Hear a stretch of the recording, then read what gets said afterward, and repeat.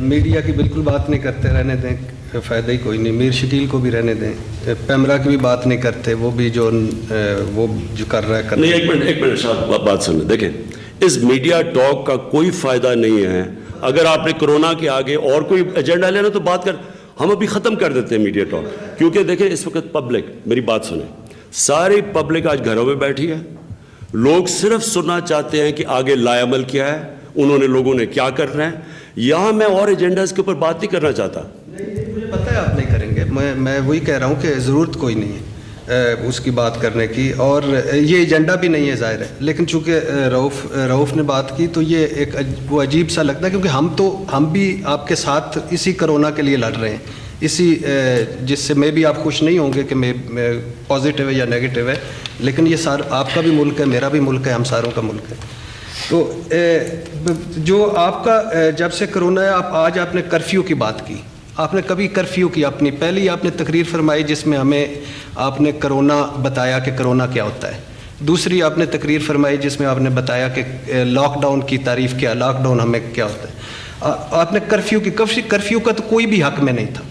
صوبے علیحدہ چل رہے ہیں, وزیر اعظم پاکستان علیحدہ چل رہا ہے, مرکز علیحدہ چل رہا ہے. آپ کی 48 گھنٹوں کے بعد آپ کے پورے صوبوں نے لاک ڈاؤن کر دیا. Army, D G S P R, اس کے بعد یعنی سندھ, اس کے بعد سارے پنجاب. ہمارے مرکز کی کوئی پالیسی نہیں ہے. تیاری کیا ہے؟ آج جس ہاسپٹل میں 12 ہاسپٹلز میں گیا ہوں, سارے ڈاکٹرز رو رہے ہیں, نرسیں رو رہی ہیں, کسی کے پاس کوئی نہیں. ظفر مرزا صاحب ٹویٹر پہ ہیں, سوشل میڈیا پہ ہیں, پریس کانفرنسز میں ہیں. بہت اچھی بات ہے, اللہ کرے کہ یہ نہ ہو. لیکن آپ نے ایک فکرہ بولا ہے کہ کرونا کے خوف سے پینک ہو کے ہمیں نہیں فیصلے لینے چاہیے, لیکن پوری دنیا کرونا میں ڈوبی ہوئی ہے. اس پر بھی کریں, اللہ اس سے نکلے گا, ہم نکل جائیں گے. اور جو احتیاط ڈسپلن اور استغفار اللہ سے, اس میں کوئی شک نہیں ہے. لیکن بیسک چیز یہ ہے کہ مرکز as a prime minister of Pakistan کو لیڈ کرتا ہوا نظر نہیں آ رہا مجھے. یہ اس وقت لیڈ کرنا چاہیے.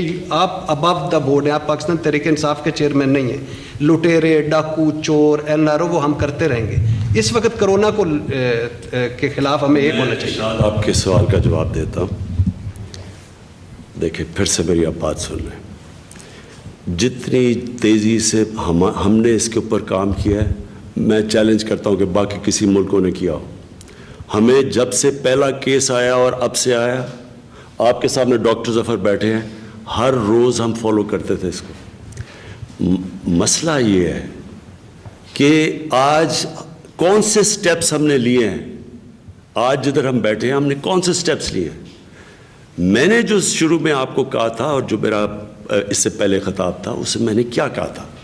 میں نے یہ کہا تھا کہ لاک ڈاؤن کو, جو کمپلیٹ لاک ڈاؤن کی بات ہے وہ ہے کرفیو.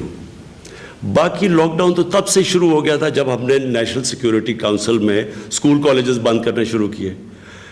یہ جو لاک ڈاؤن کی ڈیفینیشن ہے, یہ دنیا میں ویری کر رہی ہے.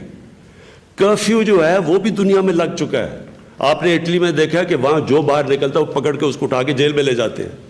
سندھ کے اندر بھی انہوں نے لوگوں کو جیلوں میں ڈالا ہے. ابھی جو ہم نے دیکھ رہے ہیں کہ وہ نکلنے نہیں دیتے.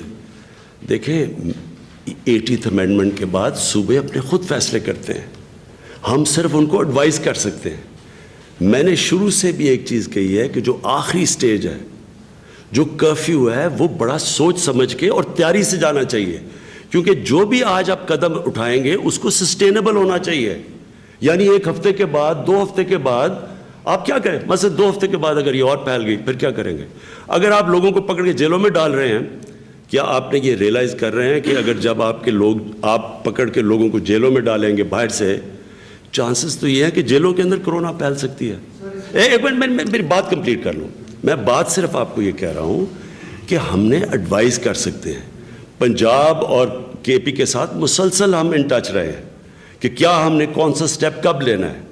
صرف جو ایک سٹیپ ہم سب سے لیٹ لے رہے ہیں وہ ہے ٹرانسپورٹ کا. جب جو کرفیو سے جو پہلی سٹیج وہ یہ ہے کہ آپ ٹرانسپورٹ بھی بند کر دیں.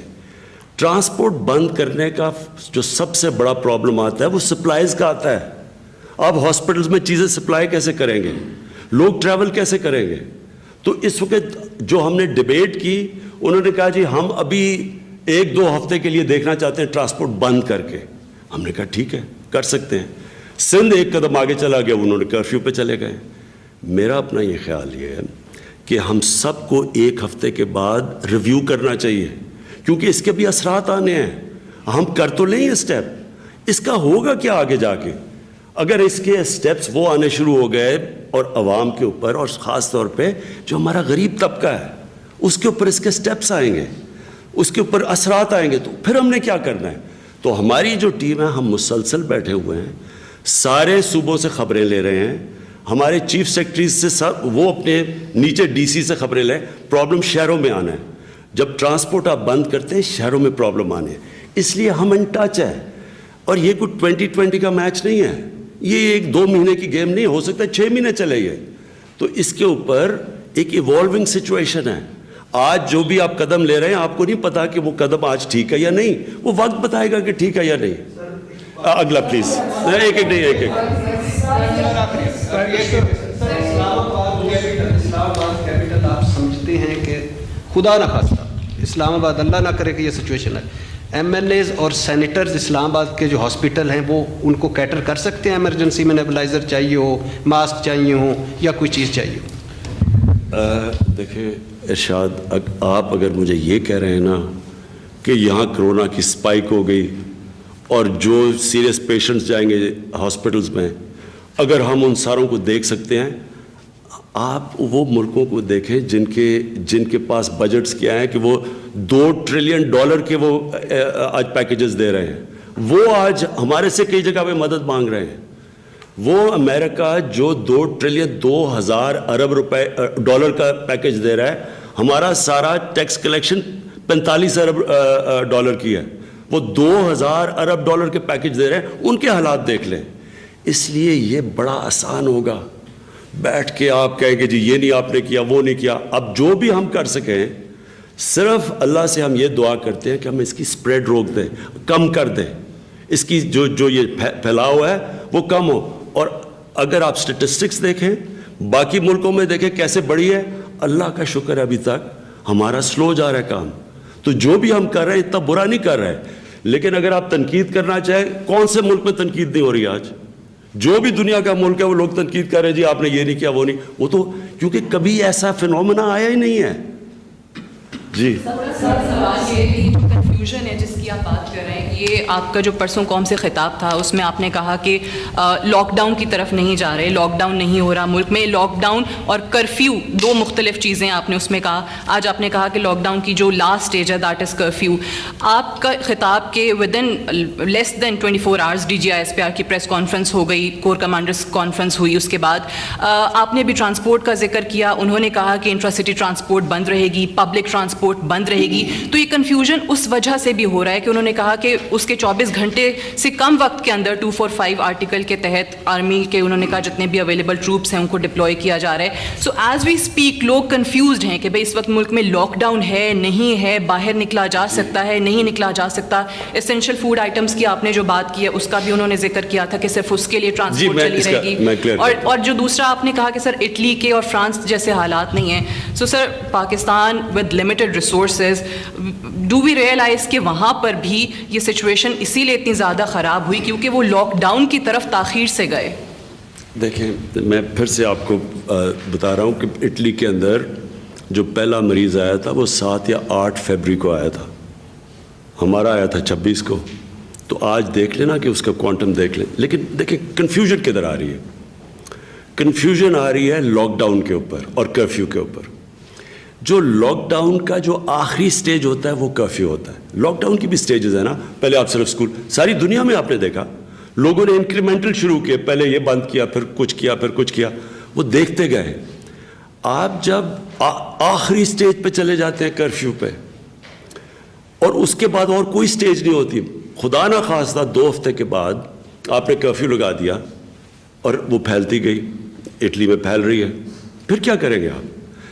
اور مجھے جو ڈر ہے دیکھیں وہ معاشروں کے پاس دولت ہے, ان کی غربت نہیں ہے. مجھے صرف ڈر یہ لگا ہوا ہے کہ جب آپ کرفیو لگا دیتے ہیں تو جو آپ کا سب سے نچلا طبقہ ہے وہ کیا کرے گا؟ میں آپ کو پھر کہتا ہوں تصور کریں آپ نے کرفیو لگا دیا, آپ کی کچی بادیاں اسلام آباد میں ان کو بند کر دیا, 7-7 8-8 لوگ ایک کمرے میں